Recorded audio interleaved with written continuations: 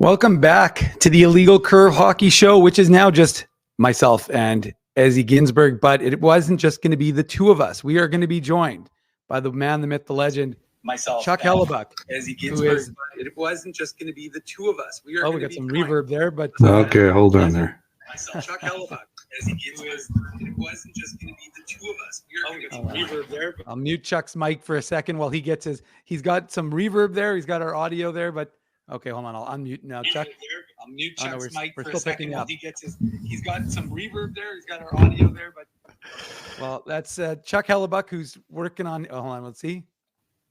There we go. Okay. The international influencer himself. Now we're good.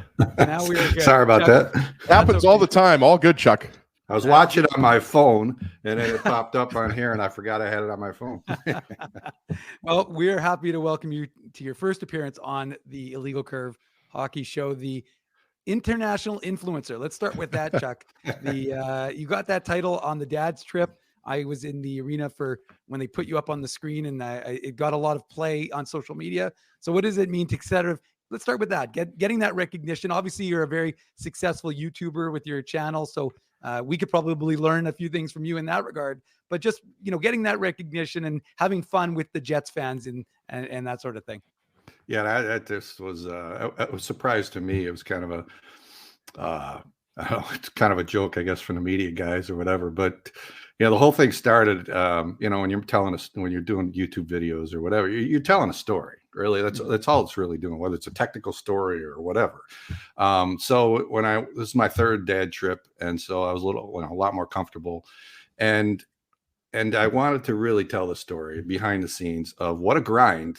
It is. I know they're paid well and everything, but it's such a grind that, you're going from the bus to the plane to a bus to the hotel. You're getting there at 2 o'clock and 1 o'clock in the morning, and then you may take a bus to the rink and, practice or whatever. And then a bus to the game. And then after the game, you're bus to the plane and next one. And I'm like, I got to show some behind the scenes here and show what's going on. So I just started posting, and plus I wasn't putting out content on my channel. So I'm like, well, the people who follow me, may wonder what the heck I'm doing. So I said, I'll just post it out there on Twitter, and it took off. Yeah, it just literally took off. And I guess it was telling a decent story because people were following it. And then I, throw a little, comedy in there. I try to anyway. If no dad's eating the salads, and it was just fun because I watched it. I had a bolus, nice salad. Krev does a great job. He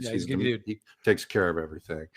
And I just watched that salad not get touched while everyone's eating the burgers and the ribs and everything else. Okay, well, I got to post that. So, absolutely love that. I mean, your content is awesome, and obviously, I was going to say with the last name Hellebuyck, everybody here in Manitoba, I mean, people are just going to love anybody with the last name Hellebuyck, right? Because obviously, your son is such a not only an amazing goaltender, but a great person. And wanted to ask you about Wednesday night.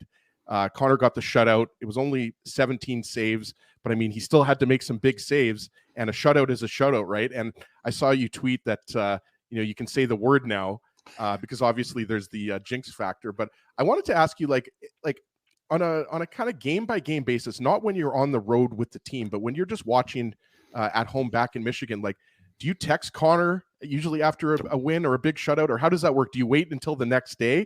Like, how does that work with kind of how you talk to Connor? Like, do you give him a little bit of space, or do you text him right after the game's over and say, nice shutout, son? It depends. First of all, it was 16 saves because Scheifele got the 17th. So, oh yeah, that's right. So I did text him about that. But no, when he first started out, I would text him just, kind of give encouragement and just give some, dad feedback. But it pretty quickly, I knew shut up, let him do his thing. And then, now it's kind of, I text it when I feel I need to or want to, or just I'll text him, how the kid's doing, or just non-hockey stuff, just because he gets enough hockey stuff as it is, and I want to know what's going on with the family, So it's a mixed bag now. He didn't need my help at all initially. He's not learning anything from me, but I'm just there as a dad to say, hey, keep going, kid, and chase the dream. And I get a front row seat. Chuck, and I've watched your interviews when you did it with Huss, and I saw, some of the other conversations you've had. So we know that, the background, but maybe you could share with our audience the idea of the Hellebuyck family and how impactful hockey was to you growing up, and in Michigan, obviously there's a huge hockey community. So what was that like for you? We weren't that much of a hockey family. That's why he had such an unorthodox way to get there, because we didn't know the path.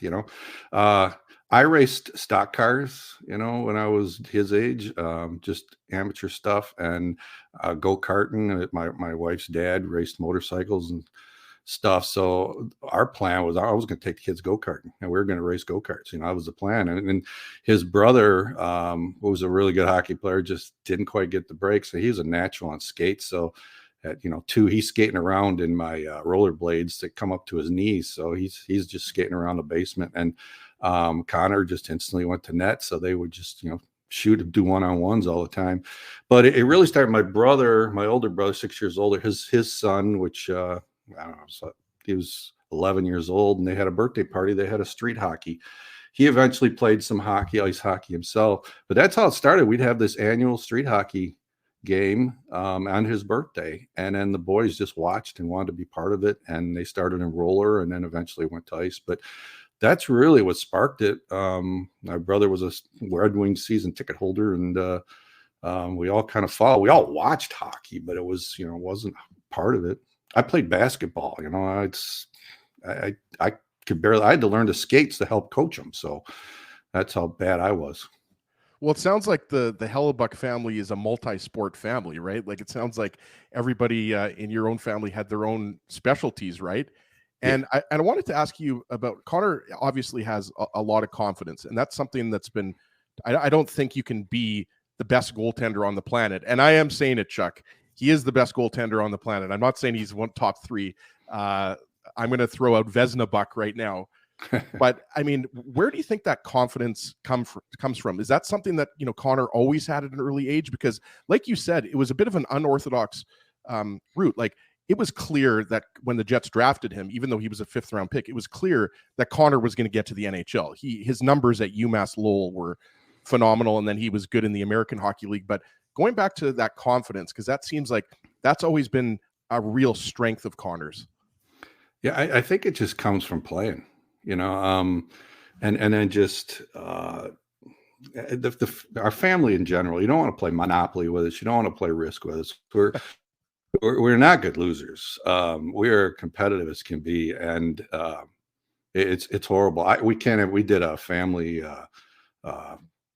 fantasy football, and we had to quit because it was getting too nasty. And so from a competitive point of view, yeah. And sports wise, my wife was an athlete. I was an athlete. It just in all different sports, right? So it's there in the genes, I guess. But when they were younger, I brought home the movie, The Secret, based on the book, The Secret. And it's really just, the power of positive thinking. And really the whole idea behind it was, I've always believed, do what you can, do the best you can, and achieve what you want. It's not going to be easy. You're going to have to work for it, but if you really want it, you can get it. And life's just going to throw a bunch of crap in your way, but you got to want it. And that was kind of the message. Well, he took it to heart. Like, I couldn't even believe it. His brother did too. His brother started a internet business in the basement. He was a junior in high school, and he still runs that business. It's, it supports him and his family. And now he's chasing the dream, become a professional bass fisherman. So it runs in there. But Connor, from early on, just I gave him a cork board that says, put in the center of that cork board your idea, and just focus on it. And it was goalie, and the scariest moment, I think, in some respects, from a parent, is he was entering high school. I told him, I said, because he would skate out during the spring and that, so I wanted to see the other side of the puck and have fun. But I said, kind of decide. And he goes, well, I want to be a goalie. And but I told him both, I said, have a backup plan. And Chris's was the business. Well, Connor told me to my face, his dad, I don't have a backup plan. I go, it's okay. It takes time. He goes, no, you understand. I don't want a backup plan because it's going to distract me. I'm going to go. I'm going to make the NHL. I don't care how long it takes or what it's going to take. I'm just going to do it. And that's when I seen the determination. That's when I was like, whoa. And I said, okay, kid, do it. Do it. That's and awesome. He took it. And was that now? What age was that when he told you that? Let's see, he's freshman in high school, probably about 14 years old. So you as a parent, though, so you hear your son say that, and parents obviously want what's best for their children, and they want them to follow the path that's true to their heart. So, but how daunting was that for you and your wife to be able to be like, okay, this is the path, and again, he went to Texas. That how unconventional is it? And again, just from a knowledge standpoint, how daunting was that to be like, we don't know what's next, but you had to figure it out. Yeah, I mean, as I said, life will throw obstacles. It's just how you deal with them, and it's anxiety's getting away, and I understand all that. Yeah, I've dealt with all that too. But yeah, I think his mother was definitely more worried about it. What does this mean? And I didn't know what it meant. It's like he's freshman in high school, right? There was no thought of him going to NHL. I mean, that was not like my idea was if you can make it to a college, get a partial scholarship, and help pay for college. Hey, that's a success. Mm-hmm. And so that was my thinking. And I'm like, okay, go for it, see what happens. And, it's just my was what's the fallback plan. But when he graduated high school, I mean, there was a high school coach who was a USHL scout. Everyone knew him in, that level, but the AAA and the scouts didn't know who he was. But everyone at the lower level knew hey, he's stoned a bunch of teams, so they knew his stats. They knew who he was. Well, this guy set up a tryout out in where was it? Iowa. I think it was Iowa. Yeah, so the USHL team. And so we fly out there and find out, like the goalie coach wasn't even there, mm-hmm. and he felt so disrespected, and so they put him in a practice, and I'm just watching this. I'm like, as a high school kid against USHL players, and they do a one-on-one at the end, and he's just stoning these guys. He just, no one's going to score on him. I could see in his body language, because I'm sitting up in the stands, but I could see in the body language that you guys don't know what the hell's happening right now. You are not going to score on this kid because he's in the zone, mm-hmm. and he did. And it was a competition between him and the backup. Whoever, won get to go to the locker room. The other one had to clean up the pucks. And he says, I'm not cleaning up their damn pucks. So, yeah, he went in the locker room, got his stuff, talked to the coach briefly and said, let's go, and then the coach come out and kind of passed by and gave us a passing, whatever. And it was disrespectful. But I think that planted a seed for him that from there, he says, any opportunity, he's going to make the most of it. Any opportunity to go to another team and try out, he's going to make the most of it. And so it's probably the best thing that could have happened, he went to Youngstown. He got a tryout at Youngstown, and he USHL, and mm-hmm. he drove down there in our car. He called me up, says, Dad, I guess I'm coming home. And then he called me back like 5 minutes later. He says, Dad, they want me to stay another day. And I go, holy cow, okay. He's got him a hotel room, whole bit. He went back and played their last day of their camp. And then they had to tell him, they said, look, we didn't know who you were. And you just phenomenal. But we've already picked our 3 goalies. Otherwise, you'd be here. So we're going to keep an eye on you. And that, I think, planted the seed that he can do it. He came back from that going, I know what I need to do. And that's when he got the tryout with Odessa. And he went there in the first day, just dominated. And Joe Clark pulled him off the ice early and said, we should have drafted you. Because he had that chip on his shoulder, too. He wasn't drafted. Mm-hmm. And he pulled him off, said, you made the team, just go. And he went and got his fishing pole and went fishing. And that was in Minnesota. And then, then we had to send him to Texas with a host family, which we never did. We never did the traveling. So we didn't know. He was 17, and I said, well, there you go, kid. Just make it work. Call me if you need anything, and we'll go from there. And it was a learning experience, but worked out great. He had a great host family, and he went down there and tore it up.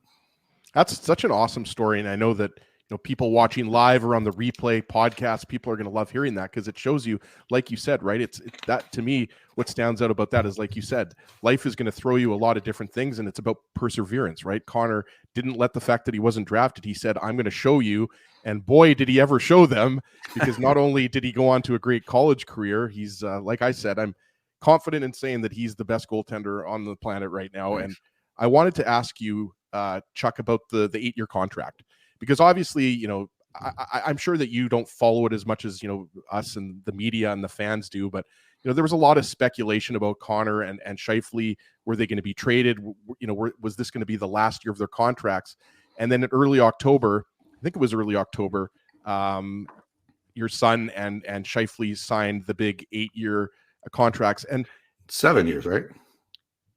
It was this year. It's. Oh, sorry. You're right. Yes. Sorry, Chuck. I added a year there. I apologize. You're right. It was 7-year contracts, including this year. He's under contract for eight more years. But, and again, you can't speak for Connor, but I mean, that must have been a little bit difficult for him, right? Because, there were people speculating and saying this or that, but I think Connor was very, forthright when he said, I want to be here and I want to win a Stanley Cup. He didn't just say, I want to be here. He made it clear that, he wanted to win a Stanley Cup with the Jets.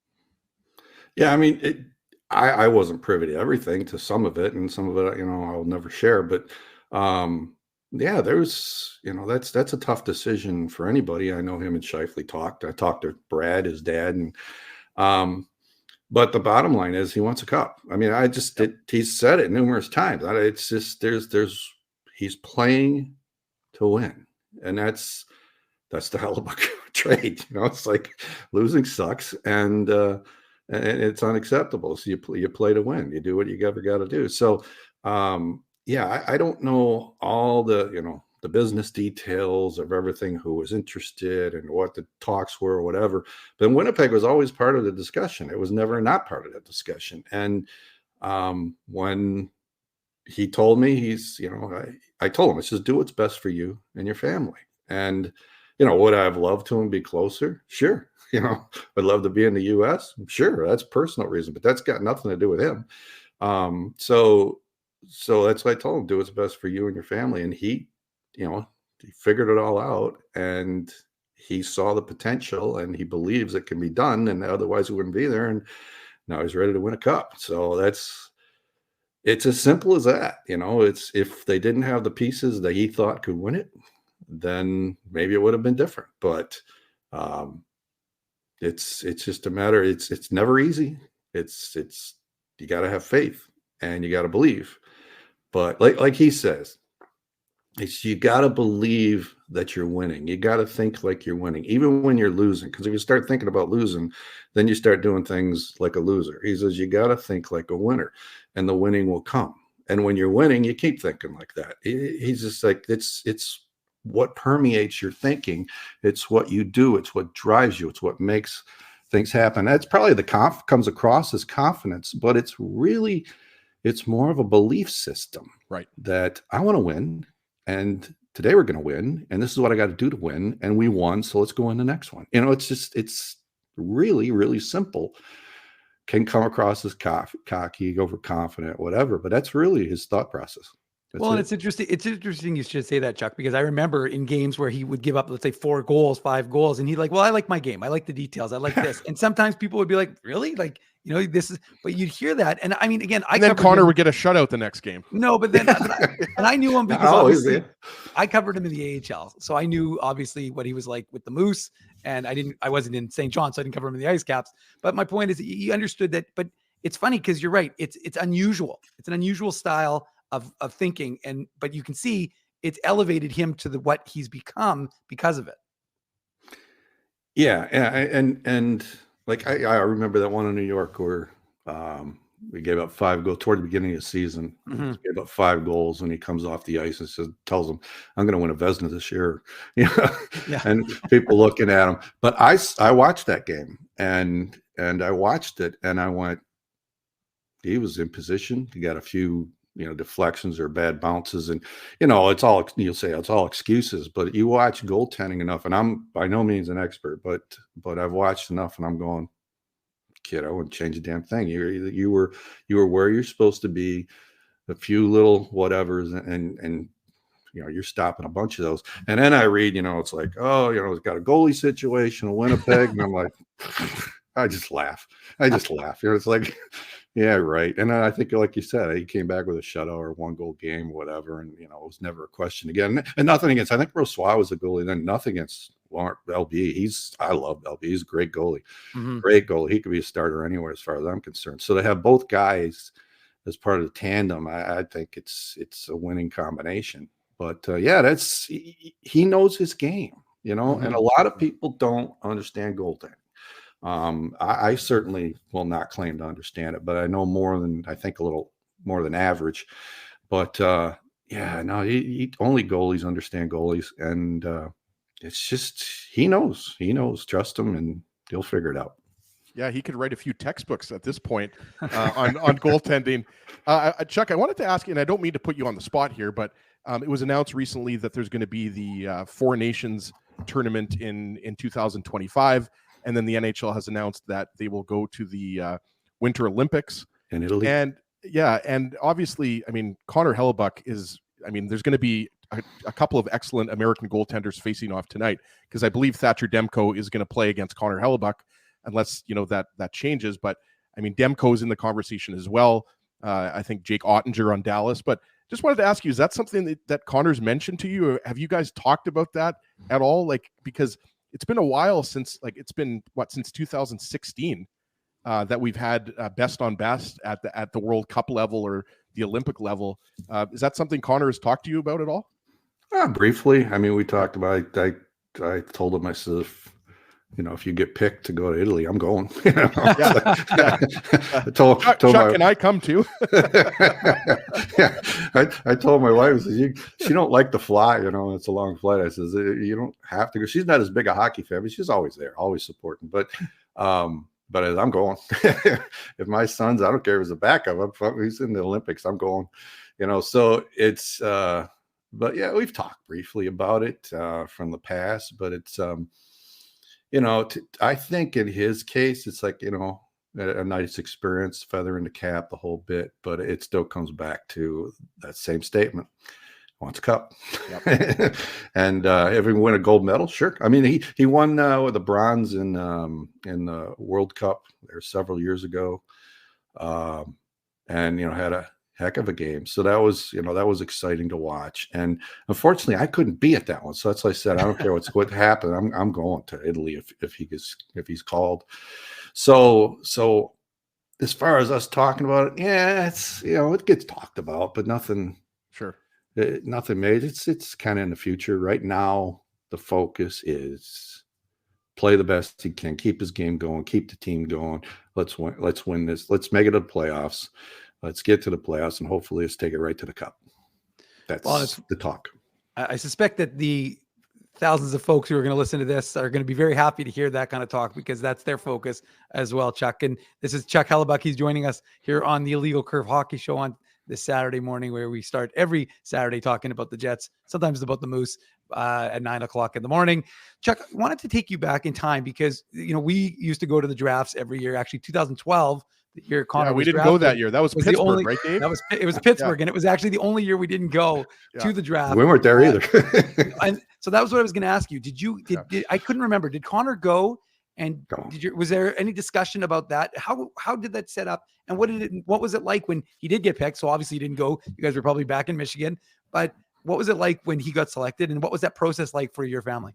Yeah, like I told you, we didn't understand it. So we didn't know what happened. He didn't. It was his last year that he was eligible, right? Mm-hmm. And we knew there was interest. He had gone to a World Cup tryout. He had ruptured his spleen playing roller hockey just not long before that World Cup tour tryout, and he had recovered. It was scary times, and he got himself back in shape to make that tryout, and it was kind of pushing a little bit, but he was dead. He was nothing's going to stop him, and that's when I knew there was a Winnipeg scout there really probing me, because I was watching and he's asking me questions. So that was my only inkling. Connor knew, there was a lot of interest, but basically he was coaching goalies in the off season, and he was in between training sessions when he got the call. I was helping my other son Chris work on his car. We were up to our elbows in grease, and fixing stuff, and all of a sudden all our phones just blew up. We weren't even really watching, because we were like, we didn't know. We really didn't know. It's so our phones blew up, and then we went back and watched stuff. He had his interview right there at the rink, and then we all went to dinner that night, and we're what just happened? We were all just in this pleasant shock. We went over to his grandparents, and we went out to a restaurant, steakhouse, and said, what happened? We don't even know what happened. And just kind of sat in the glow of the excitement of it all and go, okay, what happens next? Yeah. We had no idea. So it was very unorthodox in our approach, and probably, maybe should have done a little more homework and maybe been there, but there was no indication that that would happen, and it's just another step in the unorthodox way he got to the NHL, I guess. And so what did you know about Winnipeg before he got drafted, if anything? And then were you kind of like, well, okay, now we got to figure out this Winnipeg thing? Yeah, well, I knew about Winnipeg 1.0, and then moving, and then I knew that the team had come back, but it didn't really follow it that much. So I'm like, wait, where's Winnipeg? Isn't that north of? That's cold there, isn't it? and so yeah, but they're like, okay, yeah. Then I started. Oh yeah, I know this team. He's recognized players and that, but it's we were solid Red Wings fans, and the focus was always battling with Colorado and Chicago and the whole bit, more East Coast type stuff. So we didn't see Winnipeg that often, so we didn't know much about it. So yeah, when he got called to, in fact, he got called to fly up for training camp, we had to rush and get him a passport. That's funny. But yeah, I mean, it's I've been there many times now. Of course, he lives there, and it's just the city has treated him, him and his family so good, and treat us good when they're there, and it's become kind of a second home. So it's been an experience. It's been really good, and nothing but good things to say about Winnipeg.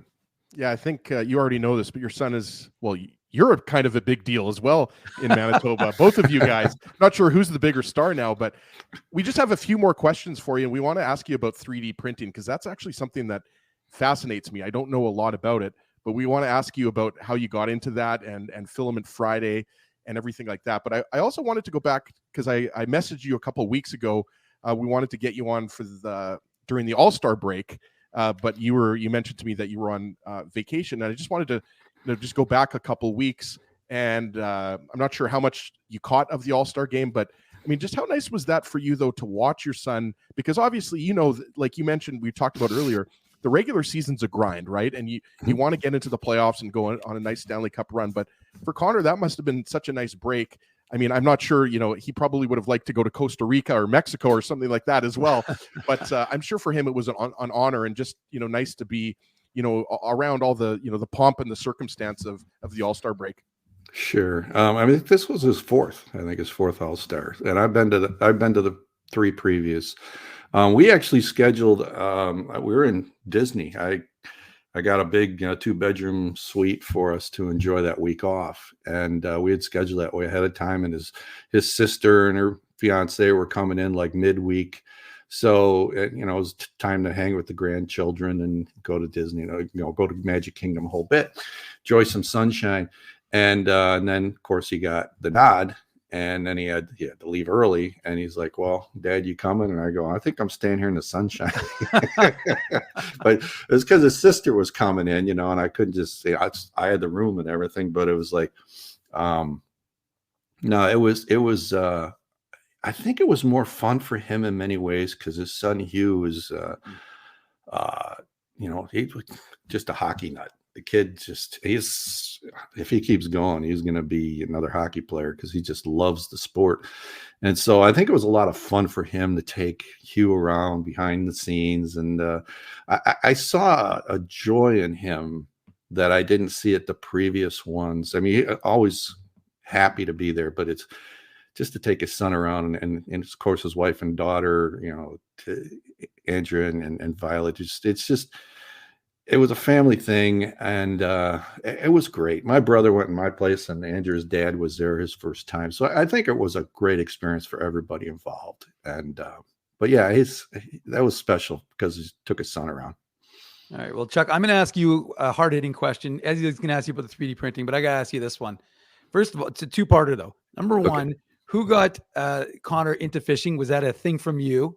And the second part is you said your son, Chris, is becoming a professional bass fisherman, and you spoke about how competitive your family is when you're playing Monopoly or Risk or anything like that. I can understand that sentiment, for the record. So if that's the case, when Connor and Chris are fishing together in the summer, what is that like when those two are competing on the boat? So your first question, as far as the fishing, their grandfather, my father-in-law got them into fishing.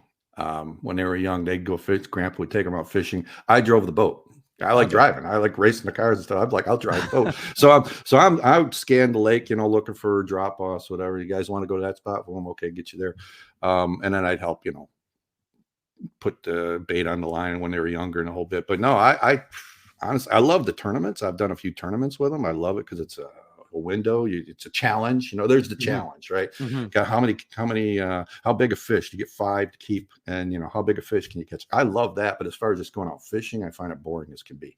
And they love it. They just love it. So, but you said about Chris is they're real competitive. He's trying to make it. But when they're in the summer, they really don't fish against each other. Rarely. They often team up.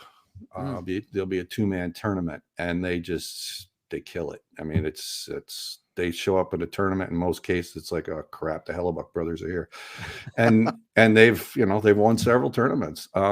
They have competed against each other, and Connor has actually admitted to me. He says, "Dad, I almost can't keep up with Chris anymore. He's gotten so good. He knows how to switch. They got 14 different poles with different lures, and they know what they're doing. But yeah, I almost can't compete with him anymore. He's So it's if they tend to compete together, and then we'll go to the weigh-ins, and it's just fun. It's just it's fun to watch. They're usually in the top 3 and do pretty well. They do pretty well. So have they crossed paths with Big Buff? Because Big Buff, you see him around Lake of the Woods, and he's winning tournaments and everything like that. Have they ever got together fishing, or has Buff given your son tips or anything? Oh yeah, well, Buff got Connor into ice fishing up there in Manitoba, and but yeah, he still talks to him. Connor keeps in touch with Buff, and I think they've organized some fishing time. I think Chris has come up there and gone fishing with him before. Awesome. So yeah, I remember first time I met Buff. It was a first dad trip, and he comes racing in the morning. He comes, sits down at the table, and he wanted to talk fishing. And I'm like, sorry, it's his grandpa, not me. I think I saw the biggest disappointment on Buff's face. Oh crap, I don't want to talk to you. He's a great guy. I had a great time talking to him, but yeah, I lost a few points there because I wasn't big into fishing. I love it. His Buff's love for fishing is absolutely legendary, right? Like I think that's the only time you see Buff is when he's caught a fish or something like that, or so. That's pretty awesome. And yeah, just final question. Just wanted to ask you about 3D printing because it's not something. It's a relatively new thing, right? It's in the last, 10 years or so, 15 years or so. You would know better than I would. But I just wanted to ask you kind of how you got into that. And you've become not only an international influencer in the hockey world, but I know you've got a big fault. I think you have I want to say 300,000 or something. Almost, yeah. Like it's huge. I mean, can you also help us get there to 300,000? Because we're about to hit 6,000, Chuck, and we've been around for 15 years doing this hockey show. But yeah, just how did you get into it, and like where did the love for this come from? Because it's obviously something that's only going to grow and grow and grow. Yeah, well, actually, it's been around for a long time. Probably about 40 years. It's the original stereophotography machines, the big ones, Yeah. So I worked at Ford, and that's where we I first saw it and I was like, oh, this is really cool. But it's kind of like computers, they're big, took up rooms, and eventually we got home computers. Well, now about 12 years ago, we got home 3D printers. And that's really the 10 years you're talking about, where anyone could then do it. And my background is electronics. I've done a lot of electronics. My day job's electronics. I've written 10 books on electronics, and the books were starting to die off. So I says, well, I'm going to do this YouTube stuff and show people, how to program and how to build electronics, and kind of share my hobby, and like everyone kind of does on YouTube. And the electronics it was difficult to teach, at least at that point. And everyone wanted to know about the 3D printer that I had, because the 3D printer I have for printing the boxes or brackets or whatever. And I was constantly fixing it, because back then the printers just weren't that good. So I started showing people how I fixed it, and those videos just took off. And I'm like, okay, I'll just do 3D printing. It's fun, and then it just, I reached a point where it was about 4 years in, the channel was kind of flat. And there's a new printer that came out, a real low cost printer that everyone's interested in. I had one, and I started showing how to improve that thing. And that's when the channel just exploded, because I hit the right topic at the right time, and had the 4 years of experience prior, and then I just help people get started. And then it's the Ender. The Ender was the name of the printer. It's an Ender 3, and people started calling me the Ender Whisperer, because I knew everything about it. And then from there, I just grew the social media, just being around people. And there's so many big YouTubers that I know personally, and you just get tips from everybody, and you go hang out at the same kind of meetups and stuff. And it just takes time, but it just grows on its own. It gets a life of its own, and then the subscribers and views and everything else comes. And so I've been doing this 10 years. 10 years I've been doing the 3D printing. I'm actually trying to get electronics back into it, because the printers have now gotten really good. You don't need my help that much. So well, Chuck, feel free to mention a legal curve on Filament Friday and maybe get us a few subscribers. Sounds good.